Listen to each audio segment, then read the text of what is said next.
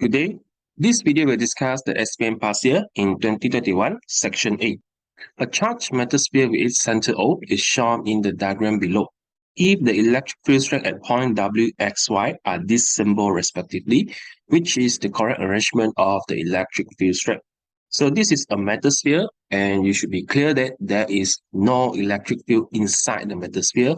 So the electric field strength at W should be the lowest because it has zero electric field strength. And the electric field strength is inversely proportional to the distance. So point X should have the highest electric field strength followed by Y. So the correct answer for this question is D. Okay, X more than Y more than W. Move on to the next question. A simple experimental setup which consists of two small hollow metal spheres which can be used to verify Coulomb's law. Okay, and equal quantity of charges. Okay, equal quantity of charges is supplied to the metal sphere, and they are suspended by two nylon strings as shown in the diagram below. If the string inclined at an angle with the horizontal, the charges and mass of each sphere is Q and M respectively. What is the distance D? So we have mass. So it is should be clear that there should be a gravitational force or the weight of the object. So W is equal to the mg acting downward. Okay, and then we have the string. So you learn about string, there is a tension force. So here, I think we need to resolve it into two components to solve this question, and we need to find out the expression for the distance D.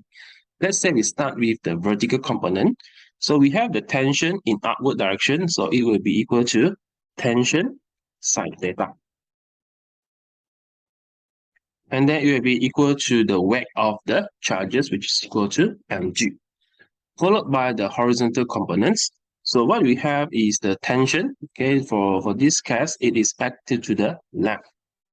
And this charge Q will experience a repulsion force from the charge because there are equal quantity of charge. So they should have the same type, either both are positive or both are negative. So it will experience a repulsion force in the direction to the right. So what we have is the tension, cos theta, equal to the electrostatic force. So it should be equal to the QQ over 4 pi epsilon R squared. For this case, there are equal quantity of charge. So what we have is Q squared over 4 pi epsilon naught D squared. Okay, we follow the symbol used in the question, D squared. So now we can see something here. Okay, we are almost close to the answer. So what we do next is we can do simultaneous by dividing the first equation by the second equation. So here what we have is sine divided by cos is tangent theta. And then we have the mg over q squared multiply 4 pi epsilon naught d squared. Okay, so we're almost there. So what we can see is that we move the q squared to the left, mg, and also the 4 pi epsilon naught. So in the end, we can observe it is equal to q squared tangent theta, which is c, over 4 pi epsilon mg, and then we have the square root. So the correct answer for this question is C. We move on to question number 3. A parallel plate capacitor of capacitance is connected to a battery of EMF V. Capacitor is charged to charge Q. A piece of insulator is then inserted. So this insulator, also known as the dielectric, into the capacitor while the battery is still connected. So what does it mean is still connected? Okay, it means that it will continue to charge the capacitor until it is equal to the EMF of the battery. So which statement is true about the capacitor after the insertion of the insulator? So we have the formula of Q equal to CV, as we know that the insertion of the dielectric will increase the capacitance. However, the capacitor is still connected to the battery. So what we know is the voltage will stay as constant and the charge will increase, okay? Which means that higher capacitance reflects more charge can be stored in the capacitor. So first answer, charges in the capacitor is greater than Q. Yep, correct. Capacitance of the capacitor is less than, no, okay, it should be more than. Okay, total energy of the capacitor remain constant. So we know that there will be more charges can be stored in the capacitor, so it should be wrong. Okay, there will be more energy can be stored in the capacitor. Potential difference across capacitor is less than V. No, okay, it should be equal. Okay, so because it's still connected to the battery, so it will continue to charge until they have the same potential difference as the battery. So correct answer for number 3 is A. Move on to question number 4. A flash lamp of camera gains energy from a capacitor which has been charged to 1000 watt. If all the energy stored is converted to light and the light is emitted for 0.04 seconds, what is the average power of the light? So this is something like quite similar to what you have learned in the heat chapter in SPM. So we are converting the energy from the capacitor to light up, okay, to the light. So what we have is the energy of the capacitor is half CV squared because we have the capacitance, we have the voltage, and it is converted into the energy that is equal to power multiplied the time, PT. So from here, we just sub in all the value and we can get the answer. So what we have is we need to obtain the energy of the capacitor, 1/2, multiply capacitance, 150 micro, multiply the square of the voltage, and then we're going to divide by the time, okay, which is equal to 0.04 second. So the final answer for this question is the power is equal to 1.9 times 10 to the power of 3 watt. Okay, answer is C. Move on to question number 5. Electric field is applied across a metal conductor. Electric conduction in the conductor is result of. Okay, so if you read through all the answer, actually this question is reflected to the definition about the drift velocity. Okay, it is the drift velocity that causes the flow of the current. So first question, random movement of free electron at high speed. No, okay, we learned that for the random movement, there's a zero average. Okay, the zero average distance travel. Collision between free electron and ion, this doesn't produce the current. Okay, net velocity of free electron, correct. Okay, the net velocity, which is the drift velocity of free electron that causes the electrical conduction or the current flowing in the conductor. Okay, answer is C. Vigorous vibration of ion doesn't cause the electrical conduction, so still C. Okay, answer is C for number 5. Move on to question number 6. Which statement is true about the current density for a wire? So we have 3 formulas, okay, as what I have stated in my video about the current density, which is first is J is equal to sigma E, J is equal to I over A, J equal to NVE. So let's read through the answer. Current density increases when electric field of the wire is reduced. So I don't think so because J is proportional to the electric field strength. Okay. The current density of the conductor does not depend on the radius of the wire. So radius of wire is reflecting to the area. So no, okay, it actually depends on the area and the area depends on the radius of the wire. Current density occurs when the electron travels the cross-sectional area of the wire.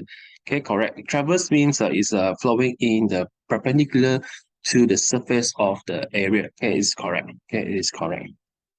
Okay, let's see the last question, the last answer. Current density increases when a steady current. So what do you mean by a steady current? Okay, it means a constant current, a direct current. Okay, a current that has a constant magnitude. Okay, that's a steady current. Flow through a larger cross-sectional area of the wire. So larger area will cause a reduce in the current density. So the answer is wrong. Okay, so the final answer is C. Okay, current density occurs when the electron traverses the cross-sectional area of the wire. Okay, this is correct. Move on to question 7. Potentiometer consists of a cell EMF 2 watt with an internal resistance 2 ohm, a slide wire of resistance 8 ohm, and a resistor connected in series. So 4 of them are connected in series. So this is the diagram that you can imagine of the circuit. What is the required resistance of the resistor to produce a potential difference of 50 milliwatt across the wire? Okay, so the wire is 8 ohm and 3 of the resistors are in series.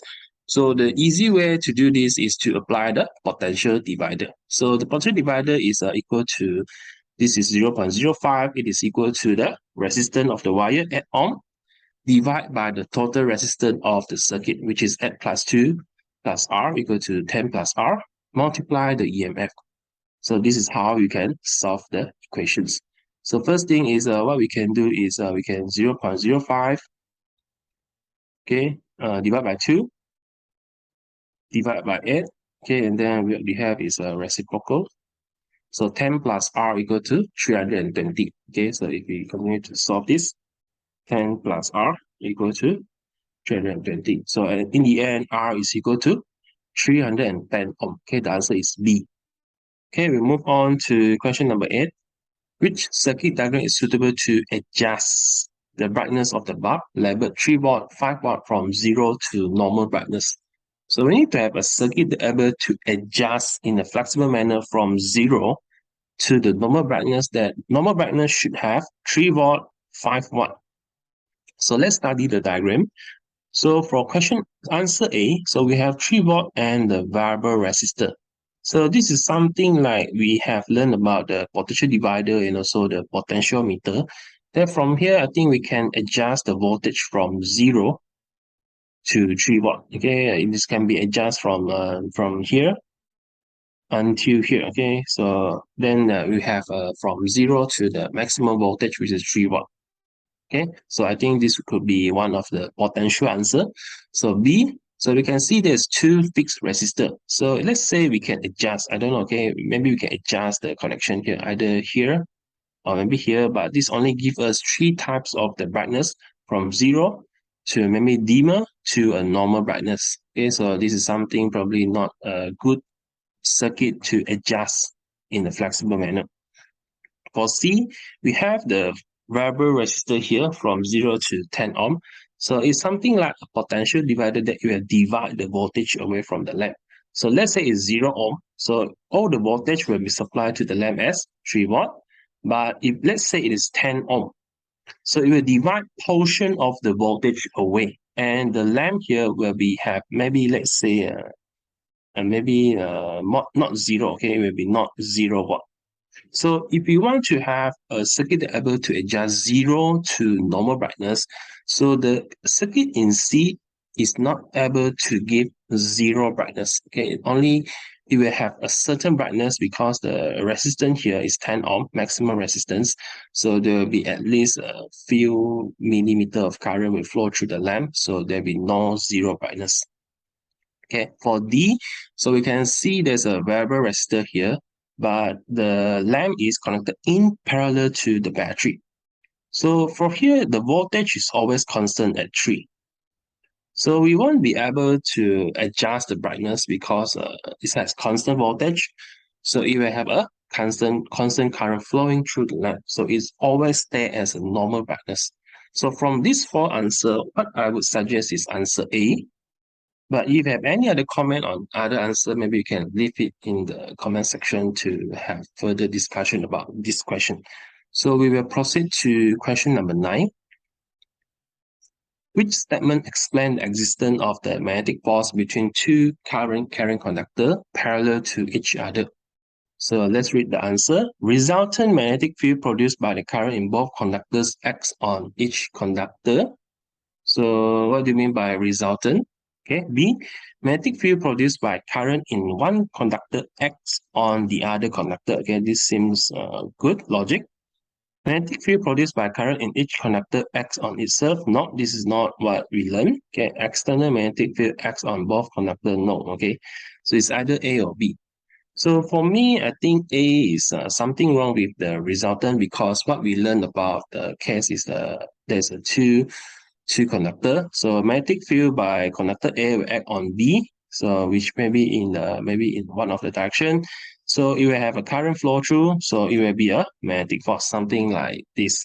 So there's no resultant magnetic field. So if let's say the answer is the magnetic field produced by the current acts on each other conductor. So if we combine A and B, it will be a more perfect answer. So for me, I would think answer B is the correct answer for this question.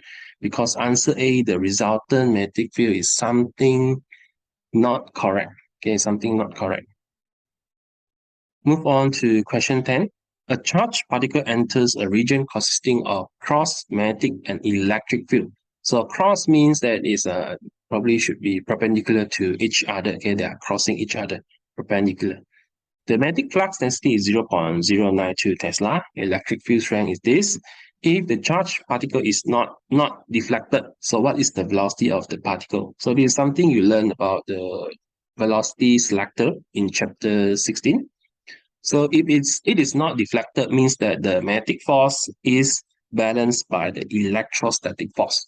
Where it is a moving charge, so we have the magnetic force equal to QEB equal to the electrostatic force QE. So this is the formula that we have during the topic of the velocity selector. So from here, we can see the velocity is the ratio of the electric field strength over the magnetic flux density. So if it is not deflected, this should be equal. So what we have is the electric field strength 3.67 divided by the magnetic flux density.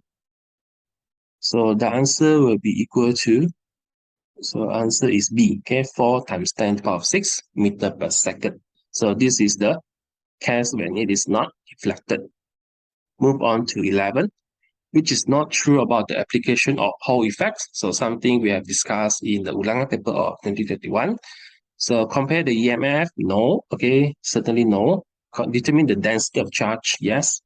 Compare the magnetic flux density, so magnetic flux density, yes. Determine the majority charge, yeah, definitely correct. So the answer for this 11 is A, okay, compare the EMF is not the application of Hall effects. Move on to 12. The Planck coil of N turns is placed in a uniform magnetic field of magnetic flux density B. Normal of the surface make an angle theta with the direction of the magnetic field. So something like you have a coil, the normal, okay, is make an angle with the magnetic field. So if the area of the coil is A, what is the magnetic flux through the coil? Okay, so we have N. So I think A and B is certainly wrong because we have the number of turns.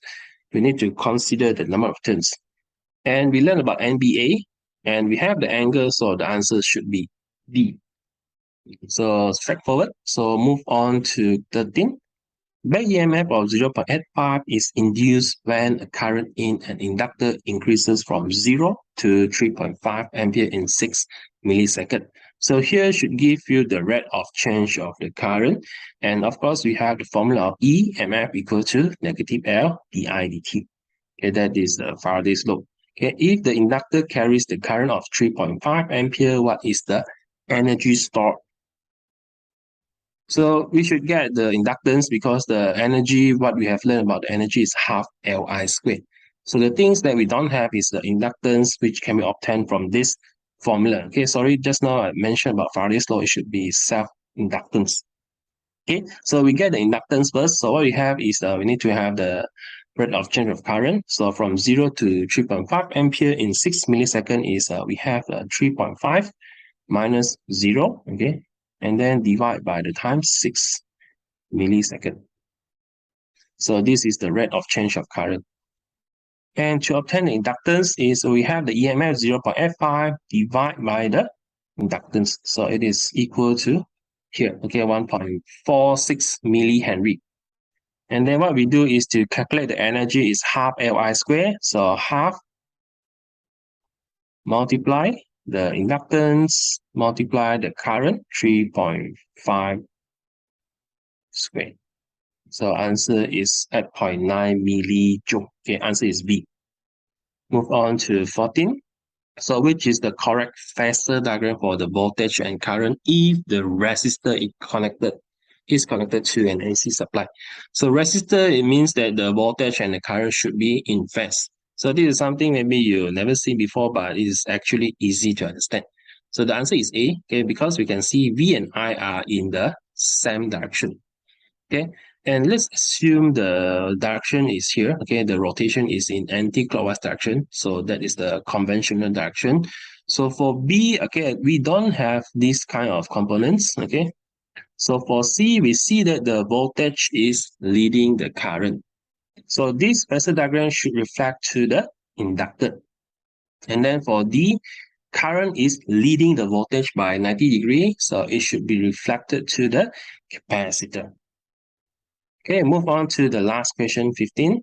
So a light bulb is connected to a sinusoidal voltage supply of peak voltage 100 volt and the average power dissipated is 50 watt. What is the average power dissipated if the bulb is connected to a root mean square voltage supply at 80 volt? So we need to find the power with the given voltage. So we need to find out the relationship between the power and the voltage. So we have power equal to VI, power equal to V squared over R. So we need to choose which one of the formula that we can use. So for here, we need to identify what is the constant variable. So it is obviously should be the resistance of the pump. So we cannot use the power equal to VI because the current is not constant in this case. Okay, because we have different voltage. So we should use the equation of power equal to V squared over R, where the R is constant. So with this, we can build the ratio function between power and the voltage, that P1 over V1 squared equal to P2 over V2 squared. So the first case, we have the 100 watt, it should be 50 watt, over the voltage, which is 100 squared, okay, equal to the power that we need, over the voltage supply 80 watt, and since it is the root mean square, so I suggest to change to peak voltage, which is 80 sub 2. Okay, so we need to have square. Okay, square. So to calculate the power, we have 50 divided by 100 square multiply 80 sub 2 square. The answer is 64 watt C. Okay, so the answer is C. So that's all for the section A of STPM 2021. Thank you for watching.